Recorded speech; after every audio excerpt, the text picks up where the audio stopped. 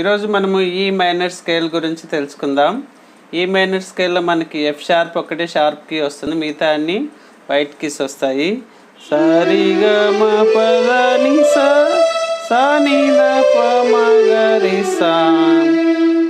ఈ F sharp G A B C D E ఈ విధంగా మనకి ఈ మైనర్ స్కేల్ వస్తుంది. దీనికి కార్డ్ వచ్చేసి ఈజీబీ 135 కీస్ని మనం ప్లే చేస్తే కార్డ్ అవుతుంది. ఈ విధంగా మనము మైనర్ కార్డ్ని ప్లే చేస్తాము. సరిగా మ పదని సా ని ద ప మ గ రి సా.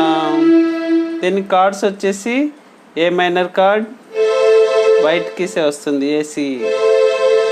తర్వాత సి మేజర్ కార్డ్, తర్వాత డి మేజర్ కార్డ్.